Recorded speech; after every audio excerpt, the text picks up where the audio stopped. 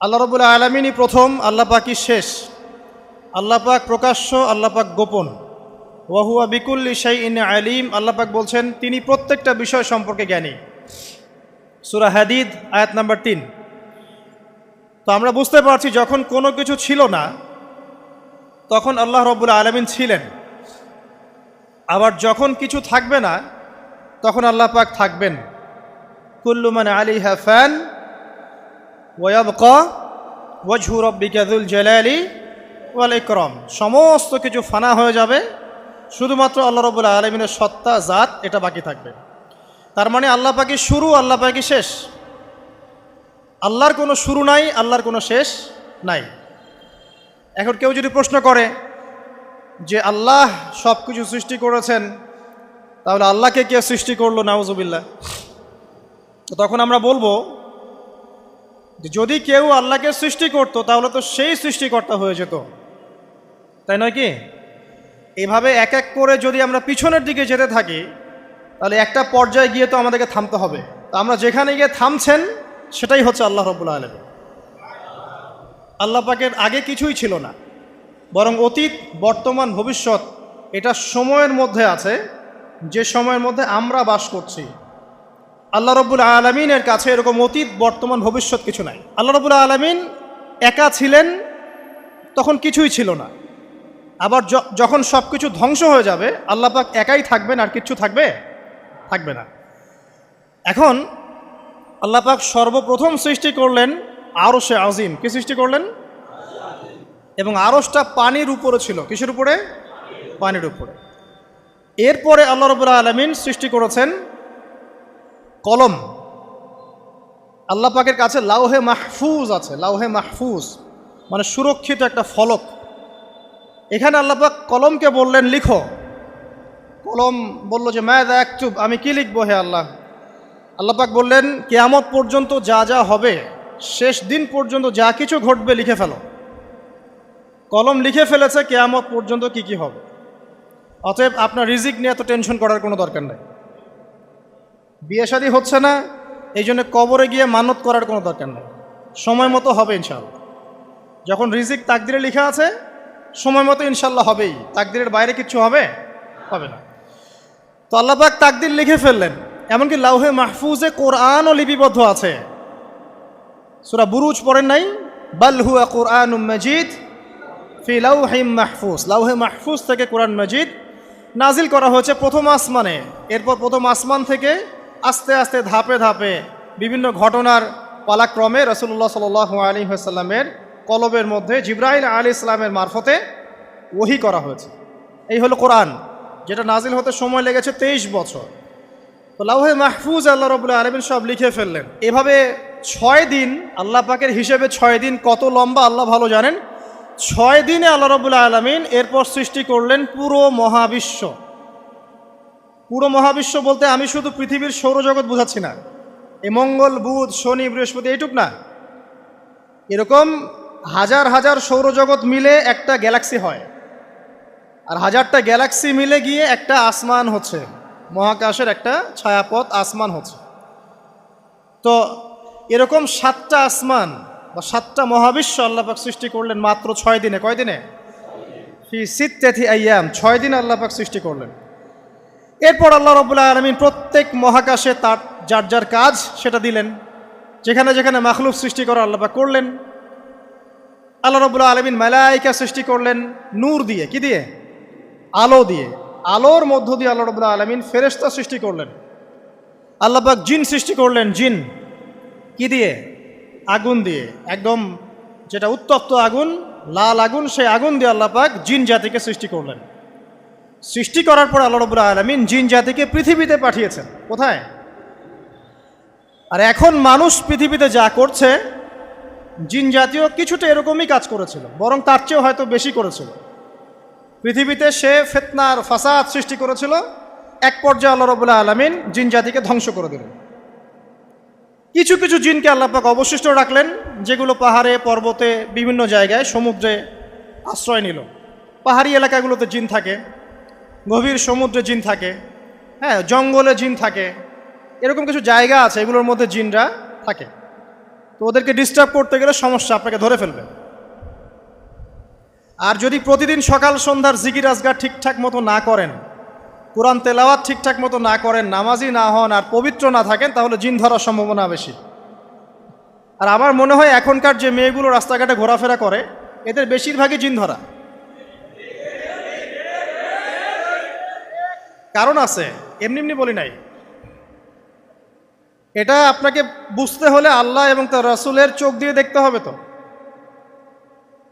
কারণ তাদের চালচলন স্বাভাবিক না, কিছু একটা ওদের উপর ভর করেছে। ওই ভরটা করার কারণে তার চালচলন আজকে এমন হয়ে গেছে। এবং বহু মেয়ের ঘটনা এমন শোনা যায় যে সরাসরি তারা জিন দ্বারা ইফেক্টেড হয়। দেখেন না, রুকিয়া করতে হয়, শরীয়ীভাবে রুকিয়া করতে হয়।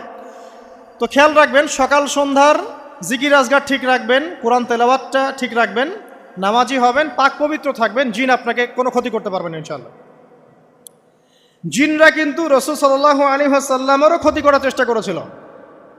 আল্লাহ রাসূল সাল্লাল্লাহু আলাইহি ওয়াসাল্লাম ওটাকে ধরেছিলেন, ধরে মসজিদের খুঁটির সাথে বেঁধে রেখেছে।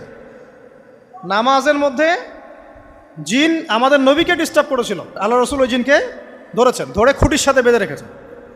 তারপরে তার মনে পড়ল সুলাইমান আলাইহিস সালামের কথা। সুলাইমান আলাইহিস সালাম বলেছিল আল্লাহকে, আল্লাহ আমাকে যে ক্ষমতা তুমি দিয়েছো, আমার পরে কাউকে এই ক্ষমতা আর দিও না। আর সুলাইমান আলাইহিস সালামকে আল্লাহ পাক জিন জাতিকে অনুগত করে দিয়েছিলেন।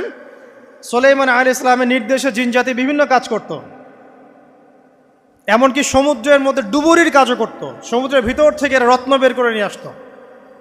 এগুলো কিন্তু অলিক রূপকথা নয়, সত্য ঘটনা। তখন নবী সাল্লাল্লাহু আলাইহি ওয়াসাল্লাম বললেন যে আমার ভাই সুলাইমানের কথা আমার মনে পড়ে গেল, তাই আমি জিনটাকে ছেড়ে দিলাম। তো আল্লাহ পাক জিন জাতিকে সৃষ্টি করে এই পৃথিবীতে পাঠানোর পর তারা এরকম ফিতনা এবং ফাসাদ সৃষ্টি করার পরে আল্লাহ পাক ওদেরকে ধ্বংস করে দেন। দেওয়ার পরে আরও অনেক যুগ এবং অনেক শতাব্দী কেটে যায়। কত যুগ কত শতাব্দী আল্লাহ ভালো জানেন। অনেক লম্বা সময় পরে গিয়ে আল্লাহ রাব্বুল আলামিন ফেরেশতাদেরকে ডাকেন। কাদেরকে ডাকেন? তাদেরকে ডেকে বলেন, ওয়া ইয ক্বালা রাব্বুকা লিল মালায়েকা, স্মরণ করো নবী সেই সময়ের কথা যখন তোমার রব ফেরেশতাদেরকে ডাকলেন, ডেকে বললেন, ইন্নী জাইলুন ফিল আরদি খলিফা, হে ফেরেশতা মণ্ডলী, আমি পৃথিবীতে আমার খলিফা পাঠাতে চাই। কি পাঠাতে চাই ভাই? খলিফা। খলিফার দুটো অর্থ, একটা হচ্ছে ওই যে জিনরা যে চলে গেল, ওর স্থলাভিষিক্ত হয়ে আরেকটা জাতি, স্থলাভিষিক্ত হওয়া। আরেকটা ব্যাখ্যা হচ্ছে খলিফা শব্দের মানে হচ্ছে যে ব্যক্তি আল্লাহ পাকের বিধান অনুযায়ী পৃথিবীতে বিচার ফয়সালা করে, সে আল্লাহর খলিফা। আমি কি বুঝাতে পারছি? আল্লাহ পাক ফেরেশতাদেরকে বললেন, আমি পৃথিবীতে আমার খলিফা পাঠাতে চাই, প্রতিনিধি, এবং যে আল্লাহর বিধান দ্বারা বিচার ফয়সালা করে। তখন ফেরেশতারা বলছেন, ক্বালু, ফেরেশতারা বলছেন, আতাজআলু ফিহা মান ইউফসিদু ফিহা ওয়া ইয়াসফিকুদ দিমা, হে আল্লাহ, আপনি কি এমন কোন সৃষ্টিকে আবার পৃথিবীতে পাঠাতে চান যে পৃথিবীতে গিয়ে ফিতনা ফাসাদ সৃষ্টি করবে অথবা রক্তপাত ঘটাবে? ফেরেশতারা এই কথা কিভাবে বলতে পারলো? হ্যাঁ, জিন জাতির অভিজ্ঞতার আলোকে। ঠিক আছে? তখন আল্লাহ পাক বলছেন, ইন্নী আ'লামু মা লা তা'লামুন, দেখো আমি যা জানি তোমরা তা জানো না। মানে তারা ফিতনা ফাসাদ সৃষ্টি করতে পারে, কিন্তু আমার কিছু মুখলেস বান্দা থাকবে যারা এই পথে পা বাড়াবে না। আচ্ছা, এবার আল্লাহ রাব্বুল আলামিন আদম আলাইহিস সালামকে সৃষ্টি করলেন। আল্লাহ পাক নিজের হাত দিয়ে আদম আলাইহিস সালামকে সৃষ্টি করেছেন। সূরা সদের মধ্যে আল্লাহ পাক বলেছেন, দেখুন মহাবিশ্বের কোনো সৃষ্টির ব্যাপারে বলা হয়নি যে খলাকতু বিয়াদাই, আমি নিজ হাতে তাকে সৃষ্টি করেছি। শুধুমাত্র আদম আলাইহিস সালাম, আমাদের পিতার ক্ষেত্রে বলা হয়েছে খলাকতু বিয়াদাই, আমি নিজ হাতে তাকে সৃষ্টি করেছি। কত সম্মান, কত ভালোবাসা, তাই না? এবার আল্লাহ রাব্বুল আলামিন আদম আলাইহিস সালামকে সমস্ত নাম শিক্ষা দিলেন। সমস্ত নাম মানে কি? ওয়াল্লামা আদামাল আসমাআ কুল্লাহা, আল্লাহ পাক বলছেন এরপর আমি আদম আলাইহিস সালামকে মহাবিশ্বের যত জ্ঞান আছে সমস্ত নাম শিক্ষা দিয়ে দিলাম। সুবহানাল্লাহ। যেই জ্ঞান ফেরেশতাদেরও ছিল না, যেই জ্ঞান ইবলিসেরও ছিল না। ইবলিস কিন্তু অনেক জ্ঞানী ছিল, অনেক বড় আবেদ ছিল, সে দীর্ঘদিন আল্লাহর ইবাদত করেছে, কিন্তু এই জ্ঞান কিন্তু তারও ছিল না, ফেরেশতাদেরও ছিল না। সুম্মা আরাদাহুম আলাল মালাইকা, এরপর আল্লাহ রাব্বুল আলামিন আদম আলাইহিস সালামকে ফেরেশতাদের সামনে নিয়ে আসলেন, উপস্থাপন করলেন। মহাবিশ্বের ঘটনা, এটা ঘটছে, চিন্তা করেন, এটা কিন্তু ঘটেছে আগে, অতীত। এবার সমস্ত ফেরেশতার সামনে আদম আলাইহিস সালামকে নিয়ে আসা হচ্ছে। এবার বলা হচ্ছে যে, হে ফেরেশতারা, তোমরা এই নামগুলো বলে দাও দেখি, তোমরা যদি সত্যবাদী হও। তো ফেরেশতারা বলছেন, লা ইলমা লানা ইল্লা মা আল্লামতানা, হে আল্লাহ, আপনি আমাদেরকে যা শিখিয়েছেন এর বাইরে তো কোনো জ্ঞান নাই আমাদের। তারপর আল্লাহ পাক আদমকে বললেন আলাইহিস সালাম, হে আদম, তুমি সব নাম বলে দাও দেখি। এরপর আদম আলাইহিস সালাম সমস্ত নাম একটা একটা করে বলে দিলেন। তাহলে আমাদের পিতা জ্ঞানী ছিলেন, নজ্ঞ ছিলেন? আর আমরা তার সন্তান হিসেবে জ্ঞানী না অজ্ঞ? এটা আমাদের শোভা পায়? আমাদের পিতা ছিলেন মহাবিশ্বের সবচেয়ে জ্ঞানী সত্তা, আল্লাহ রাব্বুল আলামিন তাকে জ্ঞান শিক্ষা দিয়েছেন, সমস্ত জ্ঞান। তবে তার সমস্ত জ্ঞান আর এই মহাবিশ্বের সমস্ত জ্ঞান আল্লাহর জ্ঞানের তুলনায় কতটুকু জানেন? একটা সমুদ্রের মধ্য থেকে এক ফোঁটা পানি উঠালে যেমন হয়, পুরো মহাবিশ্বের জ্ঞান আল্লাহর জ্ঞানের সামনে এতটুকু। আল্লাহ পাকের জ্ঞান এত অসীম, পুরো মহাসাগরের মধ্য থেকে এক ফোঁটা পানি তুললে, ওই যে এক ফোঁটা পানি তুললেন, এটা মহাবিশ্বের জ্ঞান, আর বাকি সমস্ত পানি এটা আল্লাহ পাকের জ্ঞান। ঠিক দুনিয়ার জীবনের এক্সাম্পলটা এমনই। একটা সাগরের মধ্যে আঙ্গুল ডুবালে, আঙ্গুল উঠালে যতটুকু পানি আঙ্গুলে বেঁধে থাকে, এটা দুনিয়া। আর পুরো মহাসাগরটাই হচ্ছে কি? আখিরাত। নবীজি বলছেন সাল্লাল্লাহু আলাইহি ওয়াসাল্লাম, একটা মৃত গাধাকে দেখে বলছেন, সাহাবীরা, তোমরা কি কেউ এই গাধাটাকে 1 দিরহামের বিনিময়ে কিনবে? কান কাটা, মৃত, গলে আছে, এই গাধাটাকে কিনবা 1 দিরহাম দিয়ে? সাহাবীরা বলছেন, মাংনা দিলেও তো কিনবো না। ইয়া রাসূলুল্লাহ, যদি ফ্রিও কেউ দেয়, বিনামূল্যে দেয়, তাও তো নিব না। তখন নবী সাল্লাল্লাহু আলাইহি ওয়াসাল্লাম বলছেন, এটাই হচ্ছে আল্লাহর কাছে দুনিয়ার এক্সাম্পল। ওই মৃত গাধা তোমাদের কাছে যতটা না ইম্পর্টেন্ট, যতটুকু মূল্য রাখে, আল্লাহর কাছে এই দুনিয়া তার চেয়েও কম মূল্য রাখে। তো এই দুনিয়াতে তো সব ফয়সালা হবে না। আমরা তো হতাশ হয়ে যাই না যে দুনিয়াতে এমন কেন, এটা কেন, ওইটা কেন। দুনিয়া এটারই জায়গা, দুনিয়া সব কিছুর কনক্লুশনের জায়গা না, সব কিছুর পরিসমাপ্তির জায়গা হচ্ছে কিয়ামতের মাঠ। ওই দিন যে সফল সে সফল, যে ব্যর্থ সে ব্যর্থ। দুনিয়ার বাড়ি গাড়ি, স্ট্যাটাস, চাকরি বাকরি, ইজ্জত সম্মান, এটা সাফল্য ব্যর্থতার মানদণ্ড নয়, চূড়ান্ত মানদণ্ড নয়। চূড়ান্ত মানদণ্ড কি? ফামান যুহজিহা আনিন নার ওয়া উদখিলাল জান্নাহ ফাকাদ ফাজ, যাকে জাহান্নাম থেকে বাঁচানো হবে, জান্নাতে প্রবেশ করানো হবে, পুলসিরাত পার হতে পারবে, এই একমাত্র ব্যক্তি সফল। তো সাফল্যের সংজ্ঞাটা জেনে রাখবেন, তাহলে আপনি দুনিয়াতে হতাশ হবেন না ইনশাআল্লাহ তাআলা। এবার কি হলো, যখন আদম আলাইহিস সালাম সমস্ত নাম শিক্ষা দেওয়া সমস্ত নাম বলে দিলেন, এখানে নাম মানে কিন্তু খালি নাম নয়, জ্ঞান বলে দিলেন, তখন আল্লাহ রাব্বুল আলামিন ফেরেশতাদেরকে বললেন, তোমরা সবাই এখন আদমকে সিজদা করো। ওয়া ইয কুলনা লিল মালাইকাতি ইসজুদু লি আদম, আল্লাহ পাক এবার বলছেন, আমি সমস্ত মালায়েকাকে বললাম তোমরা আদমকে সিজদা করো। ফাসাজাদু, সবাই সিজদা করলো, ইল্লা ইবলিস, ইবলিস সিজদা করলো না। কেন করলে না? ইবলিসকে বলা হচ্ছে, ইয়া ইবলিস মা মানাকা আল্লা তাসজুদা ইয আমারতুক, তোমাকে কে নিষেধ করলো সিজদা করতে ওই আদমকে যাকে আমি আদেশ করেছি? কে নিষেধ করলো? তখন ইবলিস বলছে, খলাকতানি মিন নার ওয়া খলাকতাহু মিন তিন, আমাকে সৃষ্টি করেছেন আগুন দিয়ে আর আদমকে সৃষ্টি করেছেন মাটি দিয়ে, আমি কিভাবে তাকে সিজদা করতে পারি? ইবলিস বলতে চাইলো যে আপনি যে বলছেন আদমকে সিজদা করো, আদম তো মাটির তৈরি, আমি তো আগুনের তৈরি, তাহলে আপনি ভুল বলছেন। নাউজুবিল্লাহ। আগুন কেন মাটির সামনে নত হবে? মাটি আগুনের সামনে নত হওয়া উচিত। তার কেয়াস হচ্ছে এমন, কেয়াস মানে কি? তার এটা কি? হ্যাঁ, তার এটা যুক্তি, তার এটা যুক্তি এবং দর্শন যে আমি কেন তাকে সিজদা করব? আমি তো আগুনের তৈরি আর আদম হচ্ছে মাটির তৈরি। তো খলাকতাহু মিন নার ওয়া খলাকতানি মিন তিন, খলাকতানি মিন নার ওয়া খলাকতাহু মিন তিন, আমাকে সৃষ্টি করেছেন আগুন দিয়ে, আদমকে সৃষ্টি করেছেন মাটি দিয়ে। আবা ওয়াস্তাকবারা, আল্লাহ পাক বলছেন সে উদ্ধত হলো এবং অহংকার প্রদর্শন করলো। আর আল্লাহ পাক অনেক কিছু মাফ করে দেন, কিছু কিছু বিষয় আল্লাহ পাক মোটেই পছন্দ করেন। তার মধ্যে একটা হচ্ছে অহংকার, তার মধ্যে একটা হচ্ছে শিরক, তার মধ্যে একটা হচ্ছে অন্যের হক নষ্ট করা, তার মধ্যে একটা হচ্ছে আদম সন্তানকে হত্যা করা, তার মধ্যে একটা হচ্ছে বৃদ্ধ বয়সে ব্যভিচার করা, তার মধ্যে একটা হচ্ছে মুরতাদ হয়ে যাওয়া। ওই যে খ্রিস্টান হয়ে যাচ্ছেন না, খালি মরেন তারপর বুঝবেন, খালি মালাকুল মউত আসুক তারপর বুঝবেন। আল্লাহ রাব্বুল আলামিন বলছেন তার রাসূলের মাধ্যমে, কেউ যদি সাক্ষ্য দেয় আল্লাহ ছাড়া কোনো মাবুদ নাই, মুহাম্মদ সাল্লাল্লাহু আলাইহি ওয়াসাল্লাম শেষ নবী, ঈসা ইবনে মারইয়াম আল্লাহর প্রেরিত নবী, আল্লাহর পুত্র নন, জান্নাত সত্য এবং জাহান্নাম সত্য, এই পাঁচটা বিষয় যদি কেউ সাক্ষ্য দেয় ইনশাআল্লাহ সে জান্নাতে যাবে, তার আমল যেমনই হোক না কেন। টাকার বিনিময়ে, চাকরির বিনিময়ে, সমাজসেবার নামে আর চিকিৎসার নামে ইমান বিক্রি করে ফেললেন, সুবহানাল্লাহ সুবহানাল্লাহ। তোমাদের এই পৃথিবীতে বেঁচে থাকার চাইতে মাটির তলে চলে যাওয়া ভালো। আবর্জনার কোনো প্রয়োজন নাই আল্লাহর এই জমিনে। এই মুসলিম উম্মার আবর্জনার কোনো প্রয়োজন নাই। এই মুসলিম উম্মার ইমানদার সাহসী তরুণ প্রজন্মের দরকার। আল্লাহ পাক কবুল করুন, আমিন। এরপরে কি হলো?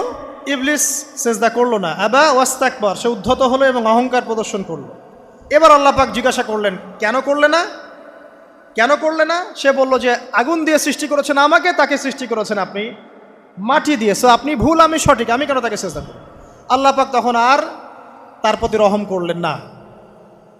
আল্লাহ পাক তখন তাকে বলছেন ফখরুজ মিনহা, এখান থেকে বেরো। আল্লাহ পাক যেমন গফুর রহিম আরহামুর রহিমিন, ঠিক তেমনি আল্লাহ পাক শাদীদুল ইকাব, কঠিন শাস্তিদাতাও বটে। আল্লাহ পাক শুধু কি দয়াই করবেন, শাস্তি দিবেন না? দিবেন। ফখরুজ, অপদস্থ হয়ে লাঞ্ছিত হয়ে এখান থেকে বের হয়ে যাও। এখানে অহংকার করার অধিকার তোমাকে দেয়া হয় না, এখান থেকে বের হয়ে যাও। এবার ইবলিস বের হয়ে যাচ্ছে। বের হয়ে যাওয়ার সময় ইবলিস বলছে রব্বি, কি বলছে? রব্বি। দেখেন ইবলিস আল্লাহকে বলছে রব্বি, মানে ইবলিস আস্তিক। ইবলিস কি আস্তিক? ইবলিস আল্লাহ বিশ্বাস করে। ইবলিস বলছে রব্বি, হে আমার রব, আনজিরনি ইলা ইয়াউমি ইউবআসুন, আমাকে কিয়ামত দিবস পর্যন্ত অবকাশ দেন। আমাকে তো বের করে দিচ্ছেন, ঠিক আছে, আমাকে কিয়ামত দিবস পর্যন্ত অবকাশ দেন। শব্দ চয়ন হচ্ছে রব্বি, হে আমার রব, মানে ইবলিস কিন্তু নাস্তিক না। তাহলে এখন যারা এই যে এথিজমে বিশ্বাস করছেন, আসলে এরা কেউ নাস্তিক না, এরা ইসলাম বিদ্বেষী। কখনো দেখবেন না তাদেরকে অন্য ধর্মের কোনো বিষয় নিয়ে কটু মন্তব্য করছে, প্রশ্ন উত্থাপন করছে, এমনটা খুব কমই দেখবেন। এদের যত মাথা ব্যথা ইসলাম নিয়ে। এখানে দেখেন ইবলিসের কথা বলছি, ইবলিস কিন্তু আস্তিক। ইবলিস কি বলছে? রব্বি আনজিরনি ইলা ইয়াউমি ইউবআসুন, হে আমার রব। ইবলিস জানে যে আল্লাহ তার রব। ওই যে সূরা হাশরের শেষের দিকে পড়ে দেখবেন ইবলিস বলে উকফুর, তোমরা কুফরি করো। তারপরে মানুষ যখন কুফরি করে সে বলে আমি ইন্নী আখাফুল্লাহ রাব্বাল আলামিন, আমি আল্লাহকে ভয় করি যে জগৎ সমূহের প্রতিপালক। শয়তানকে মানুষ গিয়ে জিজ্ঞাসা করবে, জাহান্নামীরা, তুমি আমাদেরকে পথভ্রষ্ট করেছিলে। শয়তান বলবে আমি কিচ্ছু করি নাই, আমি তোমাদেরকে কোনো কাজে ফোর্স করি নাই, আমি শুধু তোমাদেরকে ওয়াসওয়াসা দিয়েছি, তোমরা নিজেরাই কাজ করেছো। ফালা তালুমুনি ওয়ালুমু আনফুসাকুম, সূরা ইব্রাহিম পড়ে দেখেন। শয়তান বলবে তোমরা আমাকে লানত করো না, নিজেদেরকেই লানত করো, আমি তো তোমাদেরকে বাধ্য করে কাজ করাই নাই, তোমরা নিজেরাই করেছো এই কাজগুলো। আসুন সামনে যাই। এবার আল্লাহ পাক যখন ইবলিসকে বের করে দিলেন, সে বলছে আমাকে কিয়ামত পর্যন্ত অবকাশ দিন। কিয়ামত পর্যন্ত অবকাশ নিয়ে ইবলিস কি করবে? উত্তর, ইবলিস বলছে ফাবিমা আগওয়াইতানি, হে আল্লাহ, যে কারণে বা যে আদমের কারণে আপনি আমাকে এখান থেকে বের করে দিলেন, লাআকউদান্না লাহুম সিরাতাকাল মুস্তাকিম, আমি সে আদম সন্তানের সরল পথে ওত পেতে বসে থাকব। শয়তানের কথা কি মনে থাকবে যুবক ভাইরা? শয়তানের চ্যালেঞ্জ কি? আমি আদম সন্তানের সরল পথে ওত পেতে বসে থাকবো, মানে আমার আপনার সবার পথে সে ওত পেতে বসে আছে। এটা যদি মাথায় থাকে তাহলে জীবনে চলা সহজ হয় না? আচ্ছা, আর কি করব? সুম্মা লাআতিয়ান্না মিন বাইনি আইদিহিম, শুধু বসেই থাকবো না, আমি আসবো তাদের সামন থেকে, ওয়া মিন খালফিহিম, তাদের পিছন থেকে, ওয়া আন আইমানিহিম, তাদের ডান দিক থেকে, ওয়া আন শামাইলিহিম, তাদের বাম দিক থেকে, ওয়ালা তাজিদু আকসারাহুম শাকিরিন, হে আল্লাহ, আপনি বেশিরভাগ আদম সন্তানকে শুকরগুজার পাবেন না। কার কথা? শয়তানের। এই কথাটা কি সত্য না মিথ্যা? এখন বেশিরভাগ লোক নামাজ পড়ে না পড়ে না? পড়ে? পড়ে না। বেশিরভাগ মুসলিমের দাড়ি আছে না নাই? বেশিরভাগ মুসলিম সুদ খায় না খায় না? এখন বেশিরভাগ তরুণ প্রজন্মের জেনায় আছে না নাই? পর্নোগ্রাফি সবাই দেখে না দেখে না? অন্যের সম্পদ আত্মসাৎ মানুষ করছে না? দুর্নীতি করছে না? ঘুষ খাচ্ছে না? ইসলামের বিধান 100% পালন করে কত পার্সেন্ট মানুষ? খুব কম। আচ্ছা বাদ দেন এত বড় বড় কথা, শুধু কোরআনুল কারীম তেলাওয়াত করতে পারে কতজন মানুষ? বলি না আমরা 90% মুসলিমের বাংলাদেশ, তো 90% মুসলিমের বাংলাদেশে কত ভাগ মুসলিম কোরআন তেলাওয়াত করতে পারে? একটা শুমারি করে দেখেন, কোরআন শুমারি। এটা কোরআন শুমারি করে দেখেন যে কত পার্সেন্ট মুসলিম শুদ্ধ করে কোরআন পড়তে পারে। যারা পড়তে জানে তাদেরও পড়া যে কত ভুল আছে, আলেম ওলামার কাছে গেলে বুঝতে পারবেন। আর এই ভুলের কারণে যে অর্থ কত পরিবর্তন হচ্ছে আপনি তো জানেনই না। তো এই যে শয়তান বলেছে ওয়ালা তাজিদু আকসারাহুম শাকিরিন, আপনি বেশিরভাগকেই শুকরগুজার পাবেন। তো কথা সত্য না মিথ্যা? দেখেন, ও কিন্তু তার মিশনের মধ্যে ঠিকই আছে। কথা যে সত্য তার প্রমাণ সহিহ বুখারীর একটা হাদিস, যেটা 4 বার এসেছে বুখারীর মধ্যে, যে আদম আলাইহিস সালামকে ডাকা হবে কিয়ামতের মাঠে, ডেকে বলা হবে তোমার সন্তানদের মধ্য থেকে জাহান্নামীদেরকে আলাদা করে দাও। আদম আলাইহিস সালাম বলবেন কতজনকে আলাদা করে দিব? আল্লাহ পাক বলবেন প্রতি 1099 জনকে জাহান্নামের জন্য আলাদা করে দাও। শয়তানের কথা ঠিক না বেঠিক? এবার আল্লাহ রাব্বুল আলামিন তাকে বের করে দিলেন। ইবলিস এবার বের হয়ে গেল, চ্যালেঞ্জও করলো। এবার আল্লাহ পাক আদম আলাইহিস সালামকে ডেকে বলছে ইয়া আদম, এবার আদম আলাইহিস সালামের এই যে পাজর মানে বুকের পাজর, এখান থেকে তার সঙ্গিনীকে সৃষ্টি করা হলো। কারণ আদম আলাইহিস সালাম একাকী ছিলেন, একা কি থাকা যায়? একা থাকতে কষ্ট হয় না? একজন জীবন সঙ্গী লাগে না? তো আদম আলাইহিস সালামের এই বাম পাজরের হাড় থেকে হাওয়া আলাইহিস সালামকে সৃষ্টি করা হলো। সৃষ্টি করার পর আরও একটা ঘটনা আছে যে আল্লাহ রাব্বুল আলামিন আদম আলাইহিস সালামের পিঠের যে অংশটুকু আছে, এই অংশটুকু থেকে আগামীতে যত আদম সন্তান আসবে সবাইকে ছোট ছোট পিঁপড়ার আকৃতিতে সামনে নিয়ে দেখালেন। সুবহানাল্লাহ। যত আদম সন্তান আসবে আল্লাহ পাক সবাইকে আদমের সামনে দেখালেন এবং বললেন এই যে শুভ্র অংশ যারা, মানে সাদা অংশ যারা, তারা তোমার সন্তানদের মধ্য থেকে সবাই জান্নাতি। আর তোমার এই যে বাম পাশে যেগুলো কালো কালো ছোট ছোট আকৃতি দেখছো, এগুলো সব তোমার সন্তানদের মধ্য থেকে জাহান্নামী। আমরা দোয়া করি আমরা তাদের অন্তর্ভুক্ত না হই। এবার আল্লাহ পাক সবাইকে বললেন, সূরা আরাফের মধ্যে আসছে 182 নম্বর আয়াতে মনে হয়, আল্লাহ পাক বলেন আলাস্তু বিরব্বিকুম, হে আদমের সন্তানরা আমি কি তোমার রব নই? আমি কি তোমাদের রব নই? আলাস্তু বিরব্বিকুম, আমি কি তোমাদের রব নই? আলাস্তু বিরব্বিকুম, আমি কি তোমাদের রব নই? আমরা সবাই তখন বলেছিলাম বালা ইয়া রব্বি, অবশ্যই আপনি আমাদের রব। আমরা এখন ভুলে গেছি না? আমরা সবাই এই সাক্ষী দিয়ে আসছি রুহের জগতে। আর রুহের জগৎ বলে একটা জগৎ আছে, অনেক জগৎ আছে। রুহের জগৎ একটা, দুনিয়ার জগৎ একটা, জিন জাতির জগৎ আলাদা, বারজাখ পরকালে যে কবরে রাখার পরে বারজাখের জগৎ একটা, আর দারুল করার যেটা হবে একদম জান্নাত জাহান্নাম, ওটা আরেকটা জগৎ। এই যে মহাবিশ্ব যে সম্প্রসারিত হচ্ছে, এক এক গ্যালাক্সিতে এক একটা জগৎ না, এরকম বহু জগৎ আছে। রুহের জগতে আমরা এই ওয়াদা আল্লাহর কাছে করে এসেছি। এটাকে আহদে আলাস্তু বলে। কি বলে? আহদে আলাস্তু, মানে আলাস্তু বি রব্বিকুম, আমি কি তোমাদের রব নই? আমরা বলেছিলাম হ্যাঁ আপনি আমাদের রব। একটা মজার কথা আছে এখানে, যখন আদম আলাইহিস সালাম দেখছিলেন তার সন্তানদেরকে সাদা সাদা আকৃতি ছোট ছোট, এর মধ্যে একটা সন্তানকে দেখে, একজন সন্তানকে দেখে তার প্রচণ্ড ভালো লেগেছিল এবং তিনি অত্যন্ত সুদর্শন ছিলেন। তাকে দেখে তার প্রচণ্ড রকম ভালো লেগেছিল। আল্লাহ পাককে তিনি জিজ্ঞাসা করলেন, হে আল্লাহ, আমার সন্তানদের মধ্যে একে, এই সুন্দর সন্তান কে? আল্লাহ পাক বললেন সে হচ্ছে তোমার সন্তান দাউদ। কি নাম? দাউদ আলাইহিস সালাম। আর আপনাকে বলে রাখি, আদম আলাইহিস সালামের ব্যাপারে যেমন আল্লাহ পাক বলেছেন আদম আমার খলিফা, ঠিক দাউদ আলাইহিস সালাম সম্পর্কেও আল্লাহ পাক বলেছেন দাউদ আমার খলিফা। বুঝতে পারলেন? কোথায় আছে? সূরা সদ পড়ে দেখেন। ঠিক আদম আলাইহিস সালাম সম্পর্কে আল্লাহ পাক বলেছেন না যে আমি পৃথিবীতে খলিফা পাঠাচ্ছি, ঠিক দাউদ আলাইহিস সালাম সম্পর্কেও আল্লাহ পাক বলেছেন দাউদ আমার খলিফা। ইয়া দাউদ ইন্না জাআলনাকা খলিফাতান ফিল আরদ ফাহকুম বাইনান নাসি বিল হক ওয়া লা তাত্তাবি'ল হাওয়া। আয়াতটা পড়ে দেখবেন, ওইদিকে আমি পরে আসছি। তো ওই সন্তানকে দেখে তার এত ভালো লাগলো, আল্লাহর কাছে তিনি জিজ্ঞাসা করছেন, হে আল্লাহ আমার এই সন্তানের হায়াত কত? আল্লাহ পাক বলছেন তোমার এই সন্তানের হায়াত হচ্ছে 60 বছর। কত বছর? 60 বছর। আর আমাদের উম্মতে মুহাম্মাদের কিন্তু গড় আয়ু এরকম 60-65, এর বেশি না গড় আয়ু। তখন আদম আলাইহিস সালাম বলেন, আল্লাহ আমার হায়াত থেকে তাকে 40 বছর দিয়ে দাও, আমার হায়াত থেকে তাকে 40 বছর দিয়ে দাও। আল্লাহ পাক তাকে 40 বছর দিয়ে দিলেন। তাই আদম আলাইহিস সালামের 1000 বছর হায়াত হয়ে গেল 960 বছর, আর দাউদ আলাইহিস সালামের 40 বছর হায়াত হয়ে গেল 100 বছর। এখন আসেন এই জায়গায় যে আদম আলাইহিস সালাম এবং দাউদ আলাইহিস সালাম দুইজনকে আল্লাহ পাক কি বলেছেন?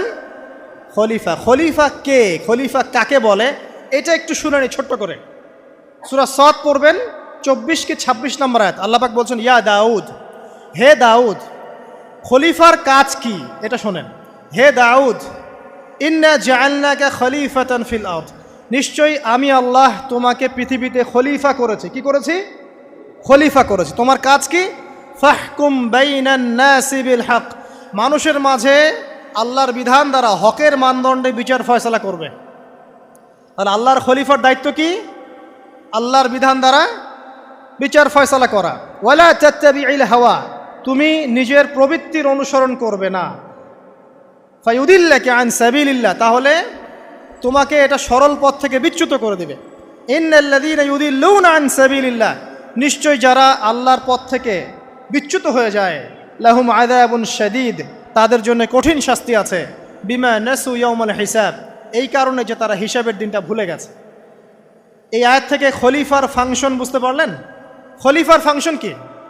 আপনি যা ইচ্ছা তাই ফয়সালা করবেন, নিজের মন গড়া যা ইচ্ছা রচনা করবেন। ফাহকুম বাইনান নাসি বিল হক, মানুষের মধ্যে হকের মানদণ্ডে বিচার ফয়সালা করো। হকটা কি জিনিস? আমার দর্শন হক, আমার ফিলোসফি হক, আমার যুক্তি, আমার বিজ্ঞান, এগুলোই হকের মানদণ্ড। হকের মানদণ্ড কি? কোথায় উত্তর আছে? কোরআনেই উত্তর আছে। কোন সূরা? সূরা কাহফ। কত নম্বর আয়াত? আয়াত নম্বর 29। আল্লাহ পাক বলছেন ওয়াকুলিল হাক্কু মির রাব্বিকুম, হক সেটাই যা তোমার রবের পক্ষ থেকে নাজিল। কথা কি ক্লিয়ার? হক কি জিনিস? যা তোমার রবের পক্ষ থেকে নাজিল হয়। ফামান শাআ ফালইউমিন, যার ইচ্ছা হয় সে স্বীকার করুক। ওয়ামান শাআ ফালইয়াকফুর, যার ইচ্ছা হয় সে অস্বীকার করুক। ইন্না আ'তাদনা লিযালিমিনা নারান, অস্বীকারী জালেমদের জন্য আমি আগুন প্রস্তুত করে রেখেছি। তো এখানে আপনি হকের সংজ্ঞা পেলেন এবং হকের মানদণ্ডে বিচার ফয়সালা করলে পরে খলিফা হয়।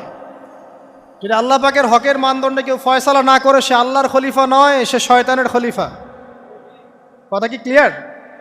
আচ্ছা, এখন যদি আপনি বাধ্য হন কোনো ক্ষেত্রে সেটা আলাদা বিষয়, বাধ্য হয়েছেন সেটা আলাদা বিষয়, কিন্তু আকীদা স্পষ্ট থাকতে হবে যে আল্লাহ রাব্বুল আলামিনের বিধান চূড়ান্ত, এর উপর কোনো বিধান নাই। এখন আপনি আদম এবং দাউদ আলাইহিস সালামের মধ্যে একটা সম্পর্ক বুঝতে পারলেন। এবার আল্লাহ পাক আদম আলাইহিস সালামকে ডাকলেন, ডেকে বলছেন আদম এবং হাওয়া, তোমরা দুজন উসকুন আনতা ওয়া যাওজুকাল জান্নাহ, এবার তুমি আর তোমার স্ত্রী হাওয়া তোমরা জান্নাতে থাকো। ফাকুলা মিনহা রাগাদান হাইথু শি'তুমা, জান্নাতের যেখান থেকে ইচ্ছা তোমরা ফল খাও বা যা ইচ্ছা তাই করো, সব কিছু উন্মুক্ত তোমাদের জন্য জান্নাতে। একটা বিষয়, ওয়ালা তাকরাবা হাযিহিশ শাজারা, এই যে গাছটা দেখছো এই গাছের কাছেও যাবে না।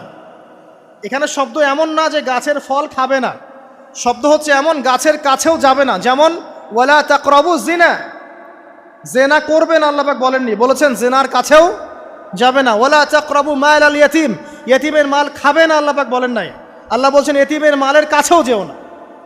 আমি কি বুঝাতে পারছি? এই গাছের কাছেও যেও না। এবার জান্নাতে তারা থাকতে লাগলেন। এবার ইবলিস তো আর হাল ছেড়ে দেয় নাই, সে কি বলেছিল?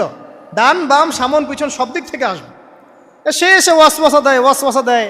কি ওয়াসওয়াসা দেয়? হে আদম হাল আদুল্লুকা, আমি কি তোমাকে বলে দিব আলা শাজারাতিল খুলদ ওয়া মুলকিন লা ইয়াবলা, হে আদম, আমি কি তোমাকে বলে দিব এমন একটা গাছের কথা, যেই গাছের ফল খেলে পরে তুমি চিরস্থায়ী জীবন লাভ করবে, কোনো দিন মারা যাবে না। এই চিরস্থায়িত্বের টোপ দিচ্ছে কে?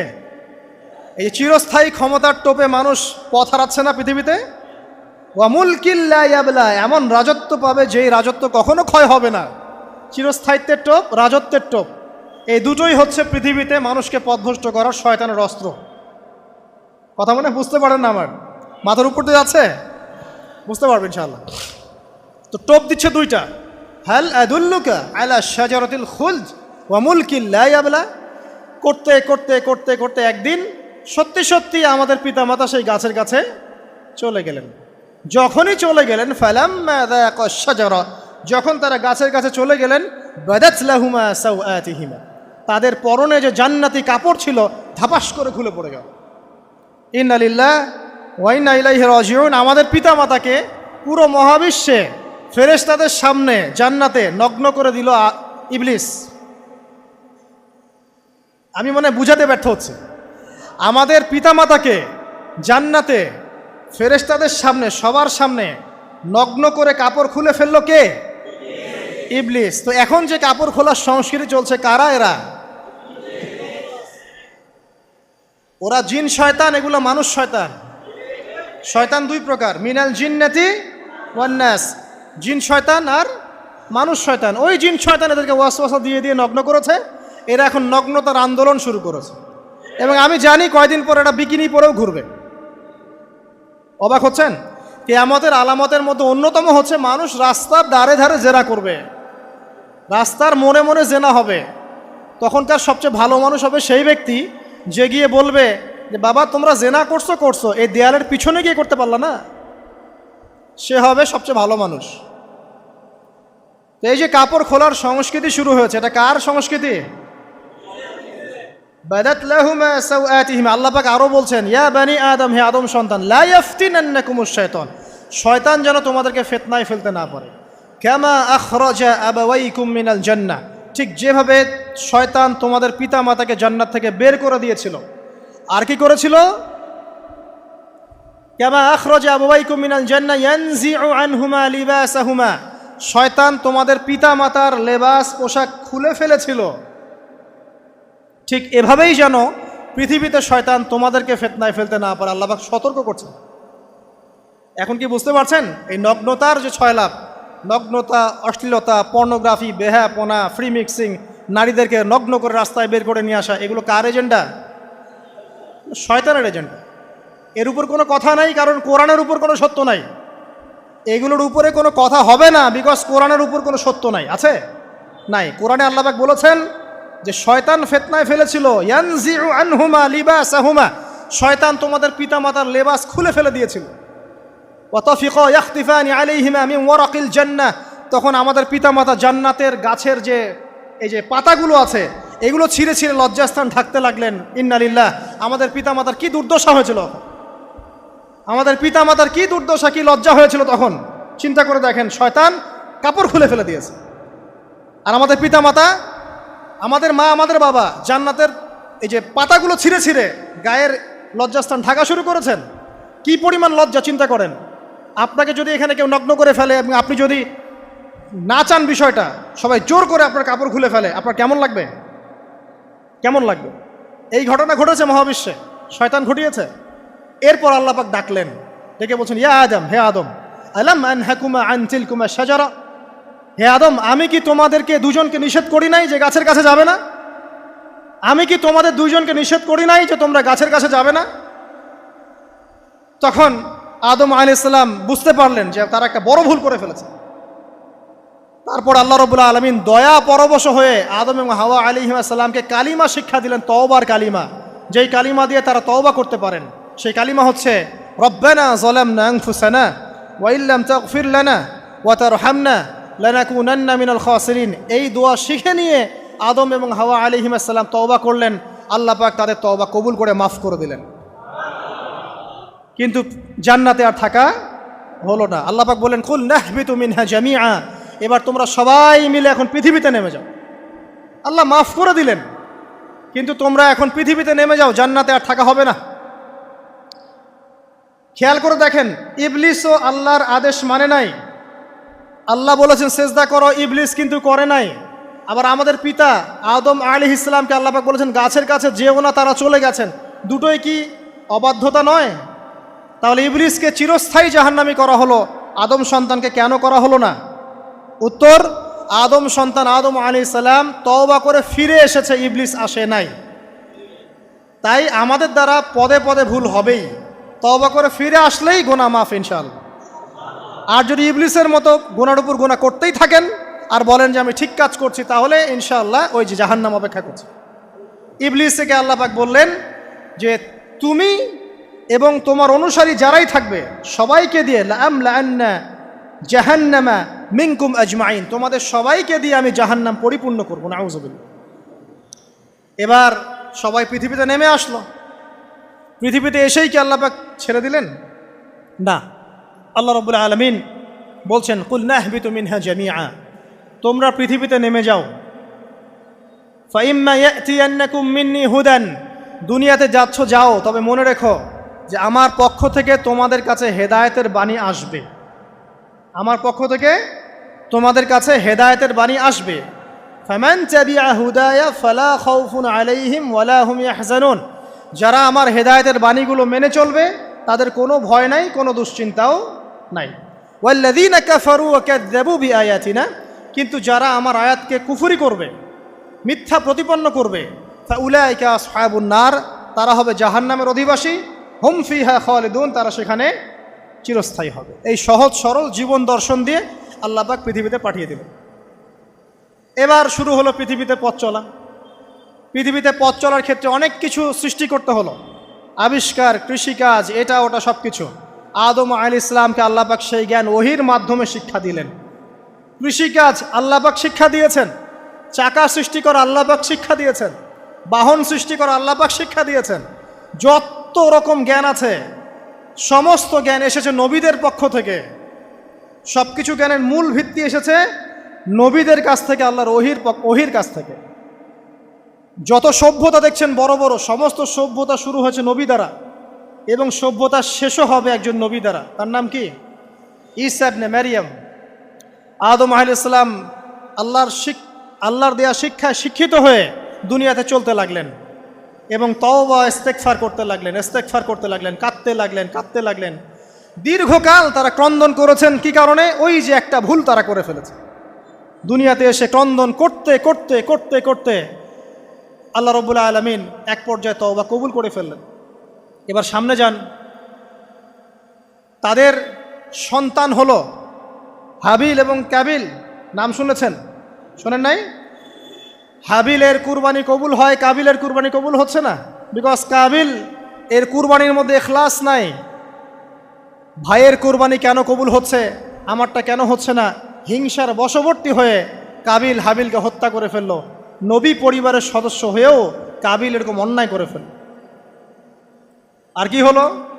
রাসূল সাল্লাল্লাহু আলাইহি সাল্লাম বলেছেন, পৃথিবীতে যত মানুষ অন্যায়ভাবে নিহত হবে, পৃথিবীতে যত মানুষ অন্যায়ভাবে খুন হবে, সমস্ত খুনের পাপের একটা অংশ কাবিলের আমলনামায় যুক্ত হবে। কারণ সেই প্রথম খুন চালু করেছে। এই যে আজকে গুনাহে জারিয়া চালু করছেন না, সুদী এনজিও, সুদী সমিতি, সিনেমা হল, এইটা ওইটা, মদের বার, যত গুনাহে জারিয়া চালু করছেন, মৃত্যু হবে, কবরে যাবেন ঠিকই, কিন্তু গুনাহ কমবে না ইনশাআল্লাহ। মনে করেন একজন নগ্ন ছবিতে অভিনয় করেছে, ঠিক আছে, এখন নাই পৃথিবীতে, বা কেউ অশ্লীল গান বাজনা করে দুনিয়া থেকে বিদায় নিয়েছে, দুনিয়াতে তার গান এখনও বাজছে, সে কবরে শুয়ে শুয়েই সেই গোনাগুলো পাচ্ছে। ঠিক আপনি যদি এখন ভালো কোনো কাজ করেন, দিনই কোনো ভালো কাজ করেন, মসজিদ হোক, মাদ্রাসা হোক, ইয়েতিমখানা হোক, বিধবাদের কোনো প্রকল্প হোক, বৃদ্ধাশ্রম হোক, মানবতার কোনো কল্যাণমূলক কাজ হোক, মৃত্যুর পরেও ইনশাল্লাহ আপনি নেকি পেতে থাকবেন। সদকায়ে জারিয়া আর গুনাহে জারিয়া ভালো করে বুঝবেন। একটা গুনাহ করে মাফ নেওয়া আলাদা বিষয়, আর গুনাহ চলতে থাকাটা আর একটা বিষয়। আল্লাহ আমাদেরকে হেফাজত করুন, আমিন। নবী পরিবার এগিয়ে গেল এবং তাদের সময়ে তারা শুধু ক্রন্দন করেছেন, ইবাদত করেছেন, আল্লাহর কাছে ইস্তেগফার করেছেন এবং ওই যে জান্নাতে ফিরে যাওয়ার জন্য তারা আপ্রাণ চেষ্টা করেছেন। এক পর্যায়ে আদম আলাইহিস সালামের বয়স যখন 960 বছর হলো, আল্লাহ রাব্বুল আলামিন তাকে ওফাত দিলেন, তার ইন্তেকাল হয়ে গেল। ইন্না লিল্লাহি ওয়া ইন্না ইলাইহি রাজিউন। এরপরেও নবী পরিবার চলতে লাগলো, চলতে চলতে পরবর্তীতে আসলেন নূহ আলাইহিস সালাম, তারপরে ইব্রাহিম, আদ জাতি, তারপর সামুদ, তারপরে শুআয়ব, কওমে মাদিয়ান, মূসা, দাউদ, সুলাইমান, ইসহাক, ইয়াকুব। নবী পরিবার চলতেই লাগলো। এক পর্যায়ে ঈসা আলাইহিস সালামের পরে মুহাম্মদ সাল্লাল্লাহু আলাইহি ওয়াসাল্লামের মধ্য দিয়ে নবীদের সিলসিলা আল্লাহ পাক শেষ করে দিলেন। এভাবেই সভ্যতা এগিয়ে গেছে, এভাবেই আমাদের পিতামাতার হাত ধরে জ্ঞান পৃথিবীতে এসেছে। এবং ওই যে শয়তানের মিথ্যা প্রলোভন, প্রতারণা, এর ফলশ্রুতিতে ওই যে আমাদের পিতামাতার গা থেকে কাপড় খুলে পড়ল, আল্লাহ পাক রাগান্বিত হয়ে সবাইকে দুনিয়াতে নামিয়ে দিলেন, ইবলিসকে চিরস্থায়ী জাহান্নামী ঘোষণা করলেন। কিন্তু আমাদের পিতামাতার ক্রন্দন, তওবা, ইস্তেগফার, আমলের বদৌলতে, আল্লাহর রহমতে আল্লাহ পাক পিতামাতাকে মাফ করে দিলেন, আলহামদুলিল্লাহ। এভাবেই মানব জাতি এগিয়ে যাচ্ছে। আজকে আমরা এই পর্যায়ে পর্যন্ত এসেছি। আদম আলাইহিস সালামের এই সংক্ষিপ্ত জীবনী থেকে আমরা কি শিখলাম? আমরা শিখলাম যে আল্লাহ রাব্বুল আলামিন অনেক ভালোবেসে, অনেক মহব্বত করে, মমতা দিয়ে, মায়া দিয়ে নিজের হাতে আমাদের পিতাকে সৃষ্টি করেছে। এক। দুই, আমাদের পিতাকে আল্লাহ রাব্বুল আলামিন তার পক্ষ থেকে জ্ঞান শিক্ষা দিয়েছেন। এই কারণে আদম সন্তানরা জন্ম থেকেই দেখবেন কিছু না কিছু জ্ঞানে জ্ঞানী হয়েই থাকে। জ্ঞান আপনার ডিএনএর মধ্যে থাকেই। আল্লাহ রাব্বুল আলামিন আদম আলাইহিস সালামের মধ্যে রূহ ফুঁকে দিয়েছেন। আল্লাহ রাব্বুল আলামিন আদম আলাইহিস সালামকে জান্নাতে রেখেছেন। আল্লাহ রাব্বুল আলামিন গাছের কাছে যাওয়ার পরেও তওবা ইস্তেগফারের মধ্য দিয়ে তাকে মাফও করে দিয়েছেন।